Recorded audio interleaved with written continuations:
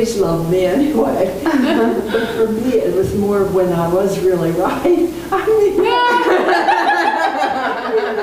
that sounds absolutely horrible. Yeah, but you know, I mean, like you couldn't imagine that God would go that way when there isn't anything unbiblical here or anything. You see what I mean? Mm-hmm. And that became a real test for me. And actually, my mentor, when we were working with him, he actually said that is the primary test of submission. Mm-hmm. And so I thought, my goodness, we jumped to the high level fast, you know.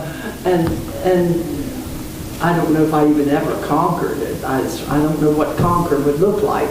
But you come to understand it better and better, especially if you keep your focus on the worship. Like it could be me go off worship by myself. It could be us coming together and worshiping. It could go either way. And that, if you keep your focus on that, it really, really, really helps. And another thing that helped me is think of the long-term repercussions, which to me I wasn't as good at as my husband was. In other words, yeah, right now it might be better to put the kid in the camp for a while or whatever, you know. And after all, I would say it's a Christian camp, but he's looking ahead where it is an authority to those camp people this kid needs. It's authority to his father. You see what I mean? And so we don't go to camp. And I'm thinking, what's wrong with going to camp? See, like that. Yeah. But I mean, I didn't stay there. Please, love me anyway is how this started, remember. Right. Yeah.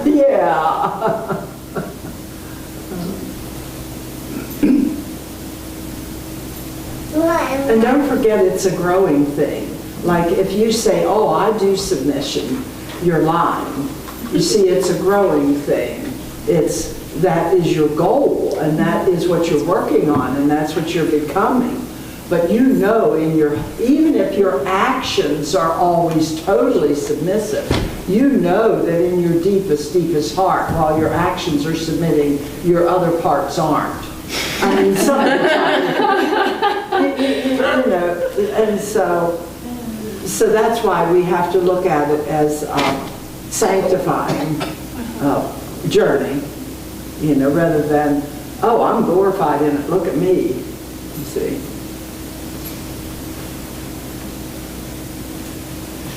Do you ever have trouble with submission? Do you want to hear a story? Yes. No. Because I can't even imagine her. Well, we were in Mongolia, and one day Timothy decided to clean off his desk. He asked me not to clean his desk because it gets very piled up, but he knows where things are, and once in a while he'll clean it, and it'll be cleaner than my desk.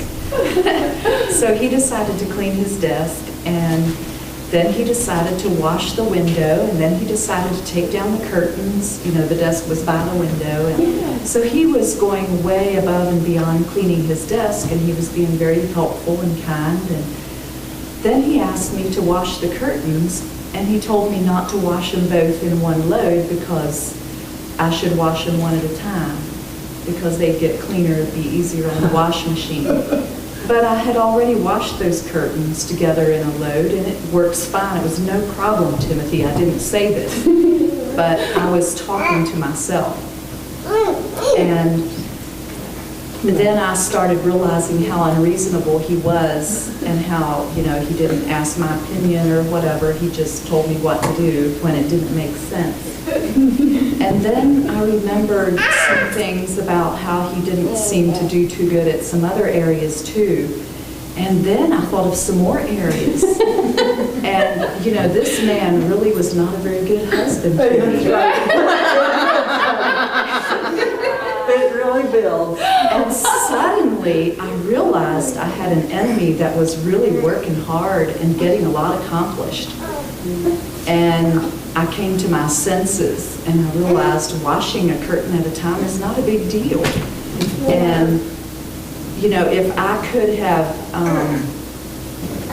I think there are times when we can communicate with our husbands if our attitude is correct. Yeah. And there can be mutual submission and understanding. That's exactly And I right. think that's appropriate and good and right.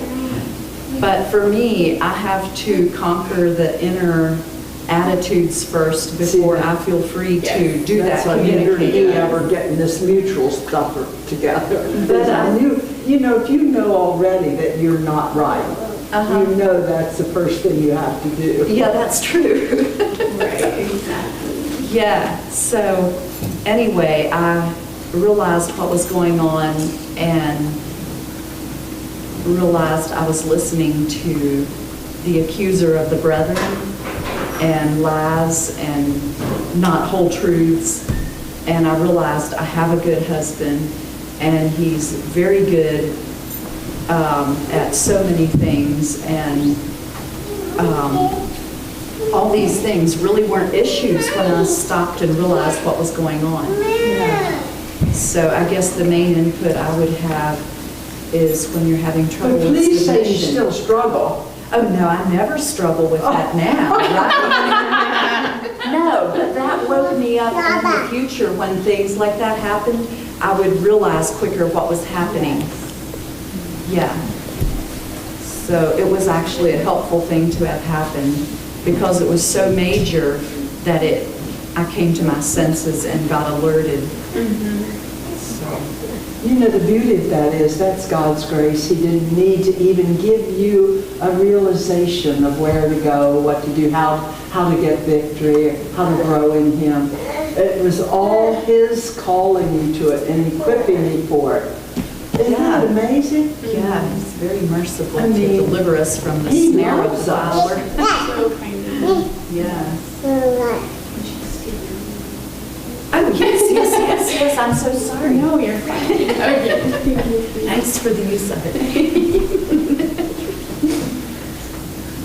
I struggle with submission when it has to do with my kids, and I know them better, and I know what they need, and my husband doesn't want to do that. That's when I struggle with it, and so I've learned that I have to be really careful not to get mad. And I have to pray and go be by myself for a little bit, and then I usually, once I'm sure that I am not angry and I'm ready to submit to whatever God I'm not allows hearing through you. David, Oh, come over closer to us. then I can go talk to him about it. But that's when I struggle with it. So, and it's that, once again, you think you're right, like, I know them better. I know what they need. So she was saying when it has to do with her children and she Wait a understands minute. better what's going I on. have to hear with my brain too. I don't know what's wrong with me when I lost my hearing. I think I lost how it connects to the brain or something. Thank you for reviewing. You can, Okay, so I'll just say it again. So I struggle with submission when it has to do with something that the children need that my husband doesn't think they need or that he disagrees.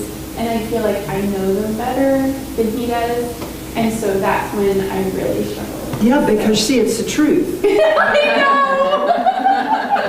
Well, I mean, See what I'm telling you? 9 times out of 10, once I calm down, went to pray and asked the Lord to help me and just to submit to whatever He does decide, then I go to Him respectfully and I explain why I think this needs to happen. He usually says, yeah, you're right. But in the moment, He And there's doesn't. anything wrong with that, but the heart has to get right. It's how I go to Him. But now, if you don't mind me using your, I'm feeling like the most corrupt person that ever lived or something, but like, yes, that. But like, even, okay, so you had the struggle, you calmed down, you made your petition, or whatever, and now everybody's okay, he's okay, you're okay, the kids are okay. But see, for me, I would just go, it would never get to worship. It would never get to, wow, God, you are you are truly training me, and I want to praise you. Oh, God, this is a marvel. You had to be the one that touched my heart. I would have stayed angry because it was so ridiculous. You know what I mean? Or who knows where else it should go. I don't even know what I'm talking about because it's such a foreign topic. But I mean, I worked on that, and it was very difficult. I mean, it doesn't it feel finished when it's finished? I mean, it did to me. Like, he did it, and you agreed, and he agreed, and everybody's happy, and so it's finished. Well, no, God wants you to see him in that. He wants you to know it was better that it came about that way than if he had said yes in the first place. He wants you, or if he says no forever, never, never, he wants you to see how that's his protection over you. You see what I mean? So that's where the worship comes in, I think. I mean, if you learn anything, tell me, because I'm always open to learn on the hard stuff. I mean, well, I'm anxious to learn easy stuff. What's wrong with me? I kind of experienced that recently with something that Joel wanted me to do, and I was just like, I'm so busy, I feel overwhelmed. Doesn't he know it? Yeah. Did that came, please say that came to your mind. Doesn't he know it? Yeah, I know how busy I am. And Joel is usually just like very, just thoughtful and kind about those things, so he was kind of just like, like I was able to talk him out. Like, well, whatever you want, like that's fine. And hung up the phone, but I was still feeling like really just like guilty and stressed and stuff. Like I didn't have that release. Like, oh, I don't have to do that now. Isn't that a wonderful thing? I didn't feel that. And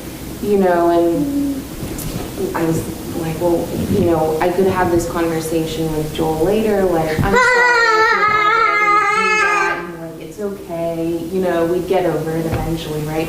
But then, really, I had to get my call back. I texted him like, okay, I'm sorry, I'll do this, that you're asking. And did he say yes? That's good? He kind of responded. It was sort of dependent on something else. Check and see if that's okay. And he was like, okay, that's great. And if it doesn't work, it's fine. So that was good. Yes, it was. And we ended up doing it, and it was such a so like two or 3 weeks later it happened, and it was a real blessing. So I thanked him after that, like, thank you so much for wanting to do that. And I'd already apologized to him, but just kind of revisited that, like, I'm so glad that you wanted to do this, and that, I'm just grateful that God led us through you. So I feel like I was able to kind of see the wonder of it after the fact. Yes, that's beautiful. I was really grateful for it. Yeah. And it was kind of just me throwing a fit about my time, and that's just not what I want to do with my time. So, yeah, but let's explore that, because see, it could have been very legitimate too, what you're saying. But how did you discern that you had time when you had other things to do with that same time? Does that get a complication for anybody else? It did. That was often our case, because of course, Yeah. Well, so I do have like a really great respect for God working through David. So yeah. So me too. I didn't have trouble with that. Not always, but sometimes. When I would be like angry about the thing, then I'd go and pray about it. And then I'd get to a place where I'd be like, okay, well, whatever God allows through this is good. I'm going to see God in this, is what you're Yes. saying. Okay. Realizing that God could be leading David to do this for Yeah. some reason I don't Definitely. understand, you know, and Sovereignty, sure. but it takes me time to get to that point every time. But I do have that understanding. And I think the first time that it really hit me was when I went through the heart failure the first time, and David wanted me to go see a different specialist about the Lyme, and I was just like, what? More doctor appointments? I don't need more doctor appointments, you know? And that I did submit to that, and it was through that my heart was healed. And so Oh, it gives you chills, that, doesn't I it? just always remember that. Right, God, right, you know? You saved my life through my husband. I'm so glad I submitted that time, you know? Thank you for helping me to submit. Amen. So It was easy to worship that time. that time In the it submission. was. Yeah. I wish it was always that way. Yeah. And it's a little bit like what you said, like you realize like that is what God had us doing, you know, Yeah. when you And, felt I knew blessed that I was that. manipulating him in my Yes. complaining. You Yes. know, like, I think it's too hard and I just don't have time. And that's why I didn't feel like the rest after the conversation. Because we have had many conversations where it's like, well, shall we do this or shall we not? And do we have time for it and can we handle it? And no, we're not going to do it. You know, like a mutual decision. And that's great. But I just knew. You knew what you were That's not how doing. this went down. Yeah, that's right. I see what you're I saying. think what you said about first submitting to God is key to Oh, it is knowing key. how and when to submit to your husband. Yes, I think you're right. But it's embarrassing to think that when you draw that conclusion because you're on the journey to submit to your husband, how you are even having trouble submitting to God. You know, you do the submit, but you know, but I'm sure you see what I mean? Yeah. And of course, different people have different temperaments. Some people are so timid in their relationship with their husband that they, you know, that they have no struggle, but it's a fake kind of surrender. You know what I mean? It's just, I mean, a timid surrender is not a heart surrender. You see what I mean? And then other people are like me, the very opposite extreme, where, oh, it's got to be right. You know? And of course, I try not to act like that every time. But it was Holy Spirit controlled. It wasn't something inside me cured yet. You see what I mean? But then as you roll, the curing happens, but more nearly, or whatever. But I mean, if I had trouble with submission, I would imagine the entire womanhood force would have trouble with submission because Ralph was so wise and very calm. So heaven help me if I couldn't submit to him. I feel like some of the harder things for me to submit to are the things that are not like moral issues or black and white things. But Oh, it's more right. matters of preference and taste and opinion. Because Joel and I are pretty much on the same page about, but like preference and taste and opinion can still be a big decision or a big thing. And it's just like, there's not necessarily a right or wrong answer. Right. And Well, if you have extreme issues with discipline, sometimes it can appear black and white to one way and black and white to the other another. When you're dealing with extreme discipline in children, I mean, we dealt with that probably, how many years did I say? 9, I think, 9 years. And that is really, that's most marriages don't survive if you aren't absolutely rooted in the foundation of the Word and the power of the gospel and the grace of God. If you aren't foundationed in that, you don't last. And those extreme situations, you know what I mean? Yes, I'm not sure if I do. I'm not sure if I've been through anything like that. So. No, I don't think you have. Yeah. But I'm just saying that was, I mean, because that's, well, a lot of parents do go through that. We certainly did. And anyway, but God sent help, you know, but it sure does make you interpret Scripture differently when you're in the extremes.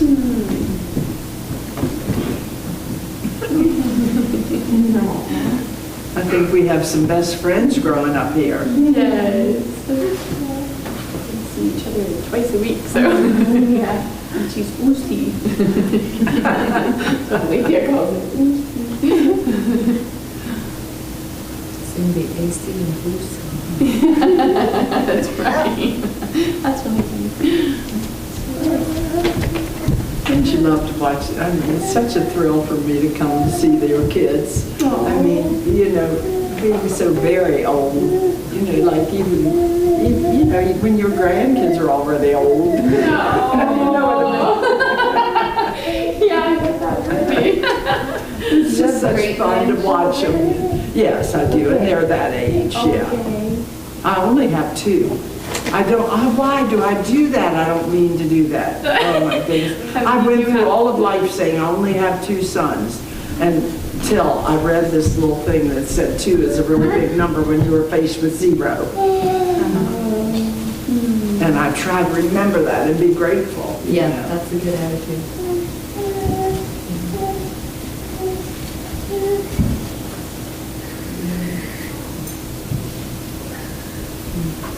Yeah, well, apparently 4 is a big family now, so.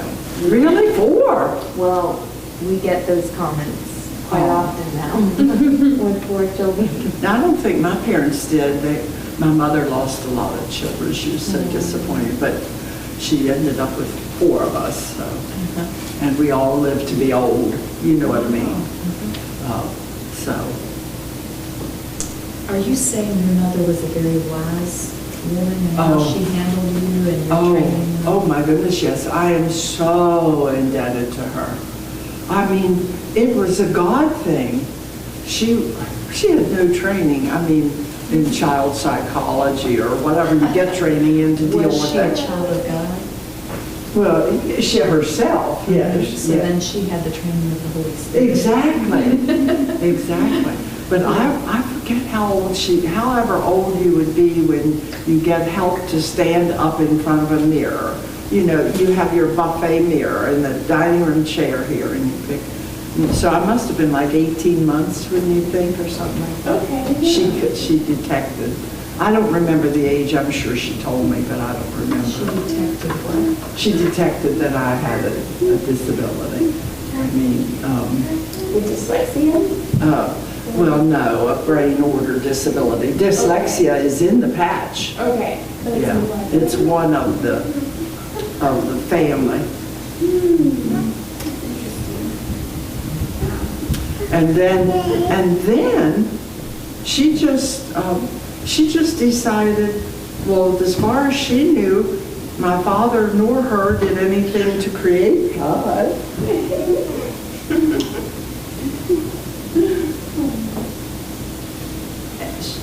They didn't do anything to create No, it. and therefore so- God must have. Okay. But then from there on, we just lived in that. But God made her this way, let's see what he wants to do with it attitude. And how to train you. And her big thing is you don't want to go through any door that God has closed. So she dealt with disabilities like that. See what I mean? In other words, you probably won't get into college. She never said that, but she knew I was hearing it everywhere. And she never even spoke it, but she would counter it with those kinds of sayings, see? So I didn't have to worry about not getting into college. I wouldn't want to go to college if God closed the door. Oh, okay. What did you say? She said you don't want to go through a door that God has closed? Yes. And you don't want to miss a door that God opens. It's really beautiful. Yeah. But anyway, she was unique, really. I mean, she was for me. You know what I mean? God did that, right? Exactly. And then the irony, my 3-year older sister was born with retardation that comes from delay in the delivery. What is that word? They called it something. And so she would go to school and she'd be top of the class, and the next day it would be duh. She couldn't multiply, divide, or anything. And she just had this very unusual brain disorder or disability. So my mother had to deal with that. And she went on to graduate from high school and got a job in the hospital with, what did they call it back then? Nurse's aide, I think. The cerebral palsy? Did your sister have cerebral palsy? No. It was nothing. Well, I don't know. I mean, back then they didn't do any tests, so maybe there would have been other nerve things that we don't know about, but nothing showed. She looked normal. muscles were could fine. rant. She could run. She loved to play softball. So it was her mind sometimes was clear and sometimes was not? Well, I don't know about clear, but it's just that she could learn things. Well, like mother would go over the spelling, say, the night before, which all mothers did back then, I guess. Okay. And she would be a whiz at it. She would get everything right. And so she would just say to her, now you just go in and you just do what you did here if you can. And then she came home, she got them all wrong probably. Most of the time she would come home from school with everything wrong. Oh, really? But occasionally the teacher would get a glimpse of that other side. And then I had a brother that was born utter genius.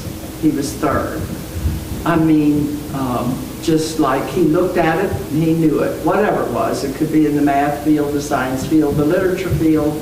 He's excellent at writing. He's excellent at anything, about anything. And so then she had to show him, and he doesn't have pride in it at all. He's a very common person. But she had to really work with him because wherever he went, he was the top one. But to realize God gifted him and to receive it humbly. And But it use was for a reason. It wasn't for himself to gloat.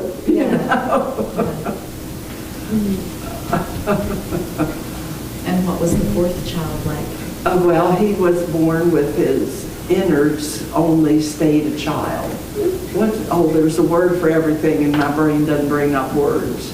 And it did affect his learning. But now he went on, he outgrew that learning part with tutors and all kinds of stuff that she did. Mother did a bunch of games according to the way you learn, like that, with all the basics, just reading and math, vocabulary, spelling, basics. And then, so he was able to go to college, and he's not a genius like my other brother, but he's not at all like I am either, where he has to read something 10 times to get it and whatever. And he does a lot of research today on stuff, just Bible stuff, just of interest. Did all 4 of the kids love the Lord?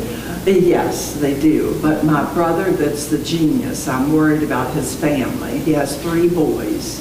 They're my only nephews or nieces or anything. My other 2 had no children. And they are not.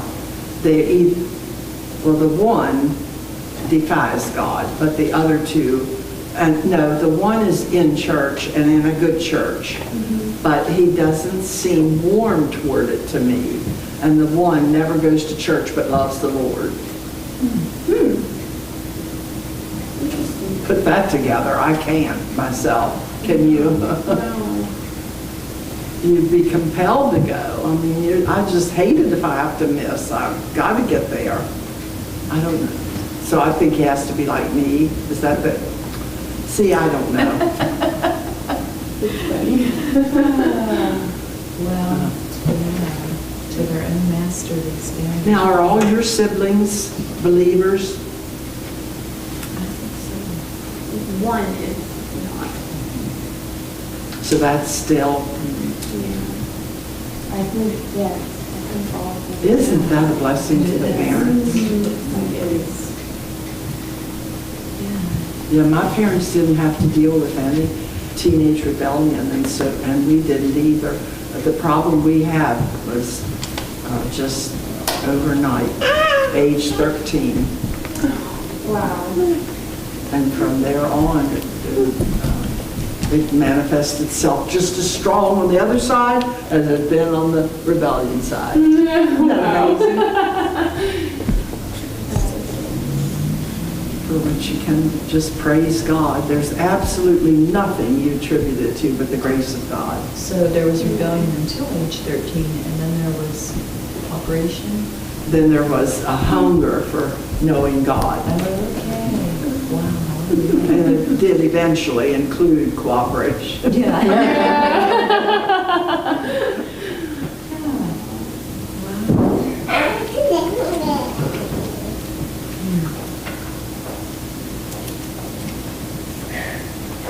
I want chicken. You want checkers? Wow! Congratulations! Miriam? No, I didn't need any help because Miriam told me what trucks How to play? So were you playing, was she playing on one team and you were playing on the other? Yeah. I was black and he was white. So does she play chess too? Maybe that's next. I want to be downstairs without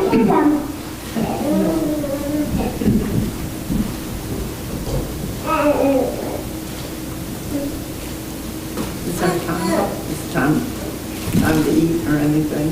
Ruth, how are we doing with time?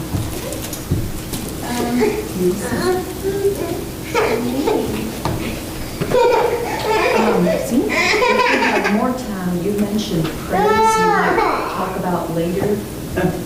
Okay, I forget what I Did you mean another day you would talk about praise, or did you mean in this session? Praise related to, yeah, with the discipline.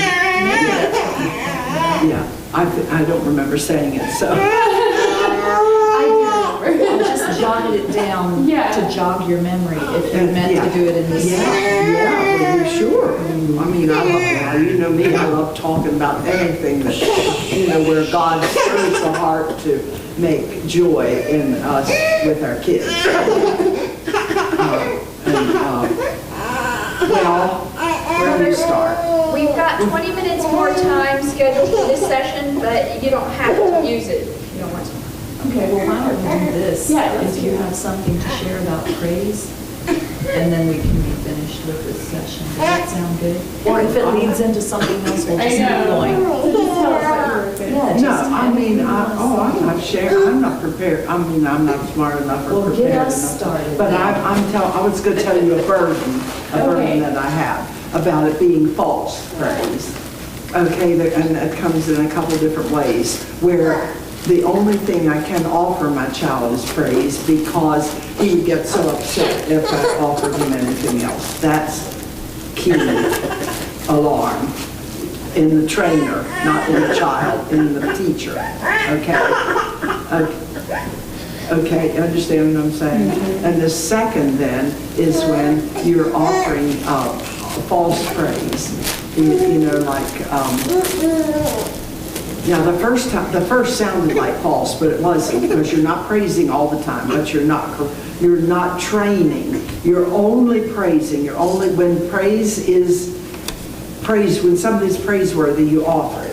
Okay, that's what I'm talking about there. Beware. That's not good, because that child who's receiving the praise has to receive correction and whatever alongside it, in order to understand the balance of growth, for him ever to come to the point on his own to grow in Christ. Do you see what I mean? Okay. Then the second is the false praise. Okay, the child I'm going to use an illustration of penmanship, okay? So you have your lines, and this young child has copied over top of yours, and you can honestly say that's a good B or whatever. And then the next job he's to do is to write the B beside the one that he did over top. And so he makes it, but it no way resembles a B at all. And you could say things that are wonderful that would be okay to say. You could say, well, you certainly held the pencil. Or you could say, well, your marks are the same color. You know, you can say there's nothing wrong with that, but it is a bit stupid, you know, and so you would want to sparingly use it. You get what I mean? And so are you going to say, well, that's a dumb B? Well, no, but you're not going to say, well, you're coming to make a B or whatever. You're saying, here, let me take your hand and we'll make a real B. I know you like your B, and you're talking positive. Your B's good. Look, you did this on top here, you did this with help here, good for you. Now that's honest praise, as see what I mean? So that's the second thing that I find we don't do right. I shouldn't have said that. That was nasty. I don't know. We need some praise. Exactly. What do you think that would lead to if you gave praise that wasn't honest? What would that lead to? And then if you're, well, then the expectation of, why does that professor say that I have to have it typed, or, you know? Okay, all right.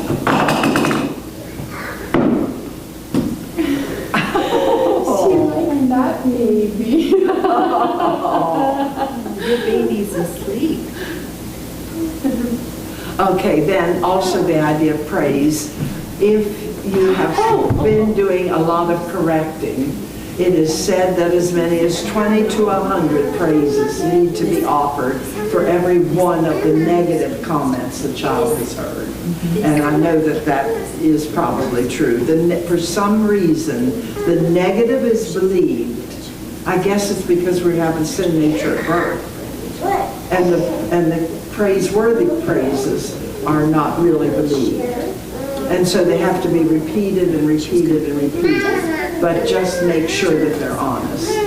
And then set up your discipline where it's primarily in a praise kind of atmosphere rather than in a punitive atmosphere. And it doesn't mean you don't punish. It just means that there needs to be a lot of it. In other words, that was wrong to do, but I will help you do it right, and I know you can do it right. That's the difference. You see what I mean? Now, are there any questions about praise that it's confusing about or whatever? I'm not sure if I answered what you were thinking. Of the Apostle Paul when he was writing to the Corinthians. He praised him for a lot of things. She knows just how fast you have to run to catch up with Lucy. Did she make it? Would she actually? 12 inches would she away. go? I don't know, but she was 12 inches away by the time I called her. I just Be didn't scared. make her time. Oh, dear. Yeah, that's a mama that knows her baby. And loves her baby. Yeah. Are you allowed to run in church?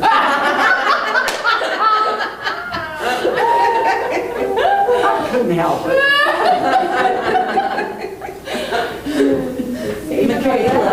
Remember your baby example. Your hair is beautiful. I'm staring at you. I was what you said about having more praise than criticism or correction. I was noticing Paul does that in his epistles to different ones who were needing correction, but he still praised them. And also starting off with all these things you're good at. He does. That's what I mean, yeah. Yeah.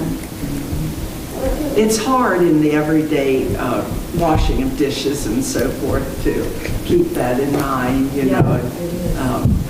It's easy to let them go while everything's going good, and then when there needs to be a correction, you give it. And Yeah, exactly. Oh, yeah. I only notice when you do something wrong. Yeah. Exactly.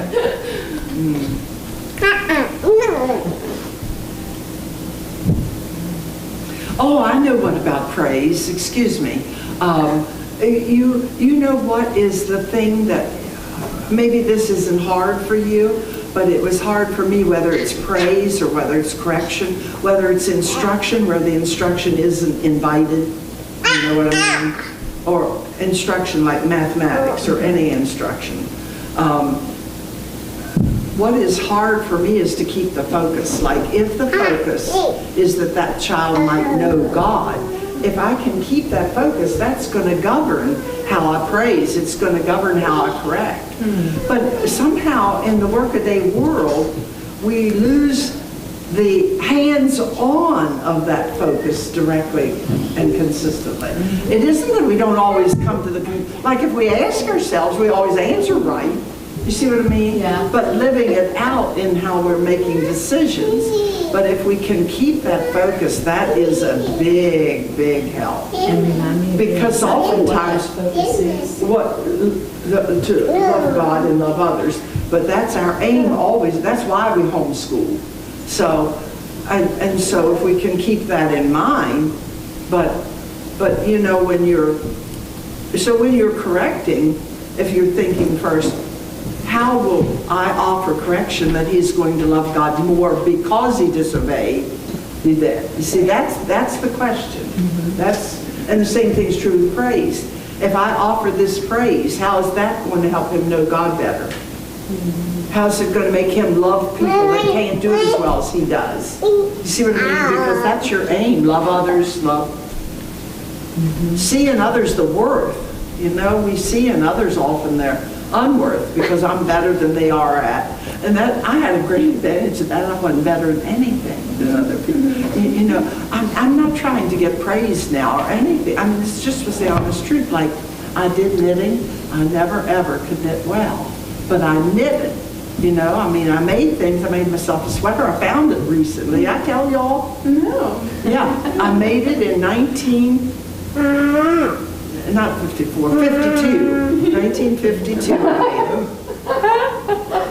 With a tutor. See, with my mother, you had to know how to make a suit, make a winter coat. You had to know how to knit you know. So I did all those things, but I was never good at any of them. Never good. I was never good at canning. I was never good at picking the beans. I was never good. And yet I never felt second.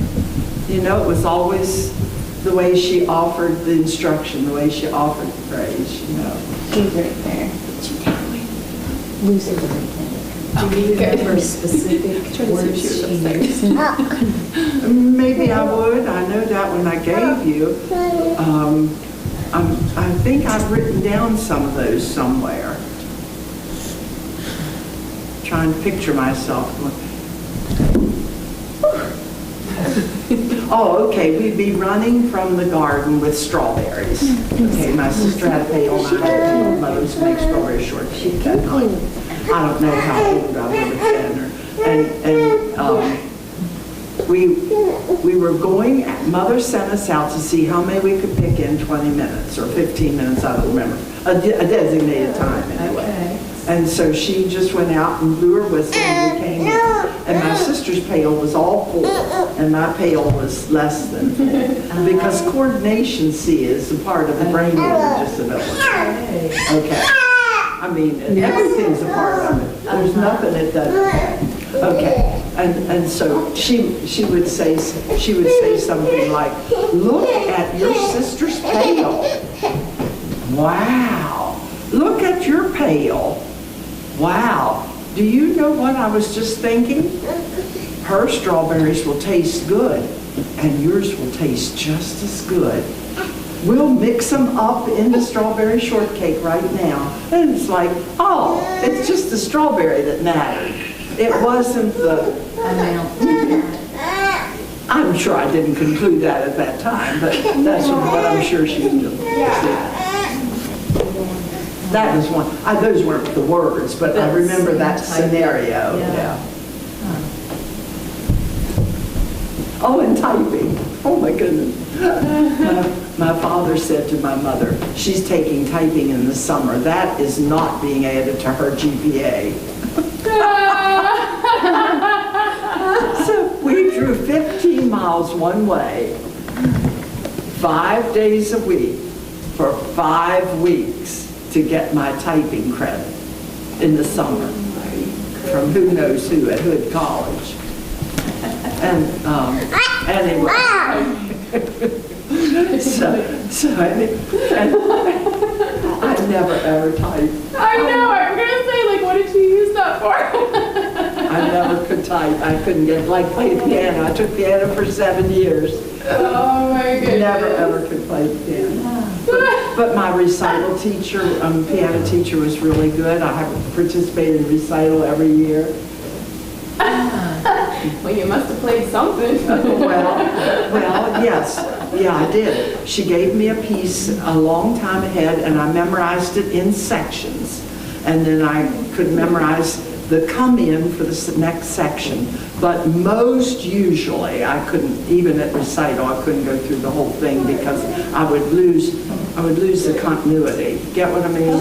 I could always do the first part. Always. I mean, I think always by my memory. And then it would, okay, say somebody came in, slammed the door. Yeah. Then right away, I have no clue what the next place to put my fingers is. You see what I mean? Goodness, yes. And so she taught me, just go back to the beginning. Okay. And after you've done that, if you've done that enough times, your turn will be up and that'll be beautiful. And my mom took that attitude too. And then guess what? I learned the theory. I'm not kidding. Did you really? I learned the music theory.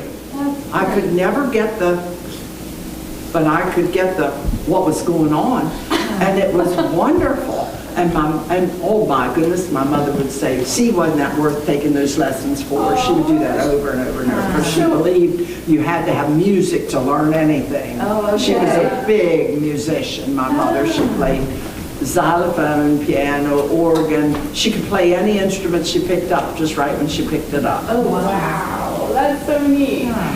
So then how did she know when you were done piano? Oh, they just decided, I don't know, she never told me. Okay, but maybe I went to high school. And you're like, done now.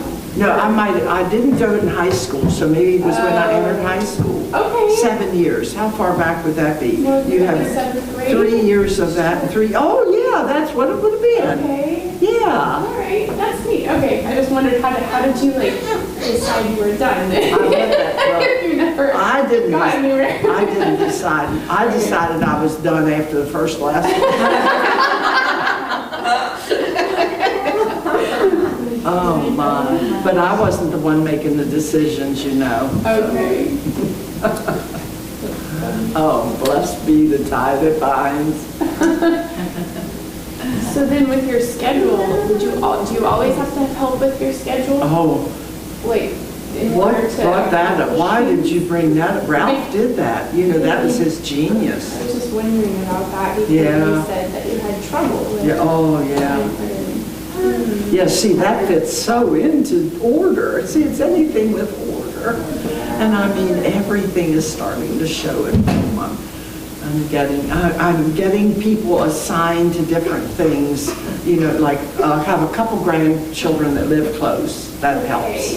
Because they're willing to take on this responsibility of, you know, light bulbs or something, you know. That's sweet. And they know, they all know about how I learn and what my limitations are and whatever. My daughter-in-law taught me to load the dishwasher. I had never loaded the dishwasher. Because, I hadn't done it because he liked it done orderly and I didn't do it orderly. Okay, so we picked up years and years and years ago, we picked up this thing, whoever does it best does it. Okay. So he did almost everything best. So when... So you didn't have to do anything? No. So when he died, then I became so busy overnight. Oh, yes. Terrible, terrible thing to say, but he always said, this is my joy to do this. I love doing it. I mean, it was never, we didn't fight over anything. It was always, I want to do this. So he had you read and he had you cook. Oh, yeah. I did read. He didn't read any books. Did I tell you that before? Is that why you said that? What did you say? He didn't read any books. Did I tell you that before? Yeah, you said that you would read to him while you were visiting. Well, most usually I would read it and tell him like the thesis or what was important or, yeah. And we read Bible individually.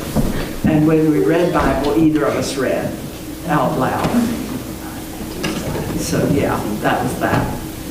Yeah, so I did have something I could do. And he loved eating, so the cooking was a big asset.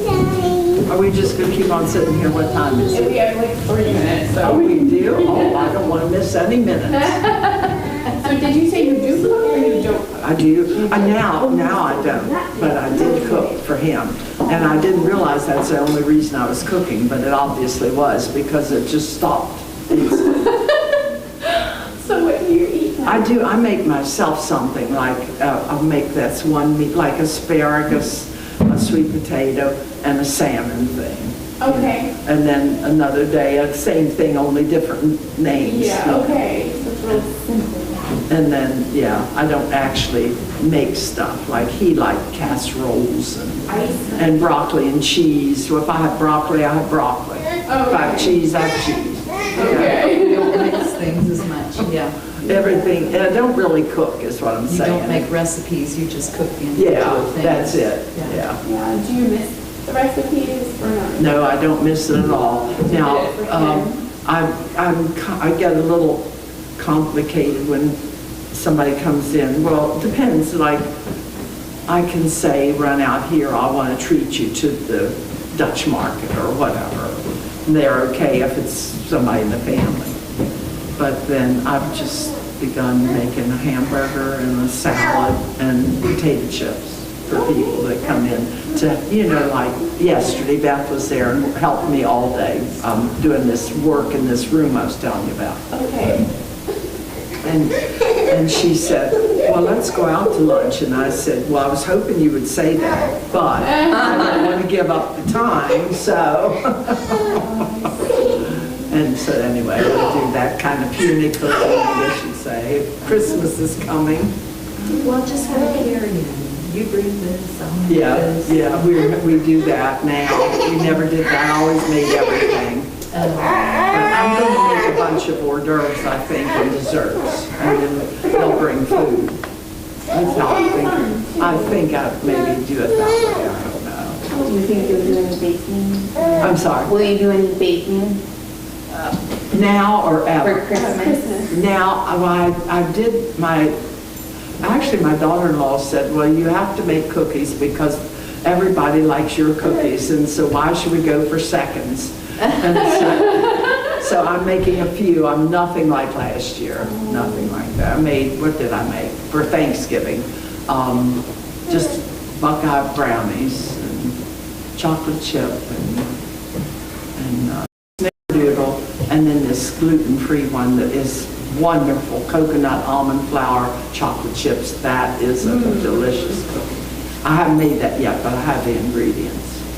May make it. Oh, and I'm making the stuffing for Thanksgiving. I did that. I did the one kind. Now I have to do the gluten-free. That sounds like you're making a lot. Well, not comparatively. But I'm sticking with it. I'm just saying that's who I am now. And then, you know, like, you know, everybody's fine. You know, I don't think, you know, and I'm old too, so it's not just that. There's changes in life, there's Yeah, that's what I was seasons in gonna say, life. It's yeah. a new season for you now. And, you know, another thing, I forget, one of my guys recently said, well, you know, you don't have to be Herculean. You can, because you see other ladies that are around you are going to be old too, and just be yourself, you know, just show what it is. And so I thought, well, that's a good idea, because you do tend to want to put up your best for your grandchildren or whatever. Like, show them that you still can, even though I hobble, I still can get upstairs, or whatever. I still can make dinner. Well, no, I can't. I'm finished making dinner, Old people don't make dinner. Well, maybe your granddaughters would like the opportunity to start contributing to the meals. Yeah. Holiday meals. They're both very good cooks. Now, our one granddaughter is moving, did I tell you already, is moving to Ontario, west of Niagara Falls, a few minutes, Smithville. And she's marrying in January. Oh. So they've kind of already moved in. Oh, I don't mean that at all. What's wrong with me? I don't mean they haven't moved in together. I don't mean that. What was I meaning when I even said that? Has she already moved to Canada? No, she hadn't even moved to Canada. What I'm trying to say is she lives in Ohio, but he has sisters and brothers, and she goes almost every week up. Okay. That's what I'm saying. In other words, I wanted to try to say she's already almost moved to Canada. That's what I really meant. Her heart's in Canada. Yeah. But they are both coming for Thanksgiving. And my other granddaughter is also a very good cook, and she's at Cedarville still. Well, it's now 12 o'clock, so So we're done? Yeah.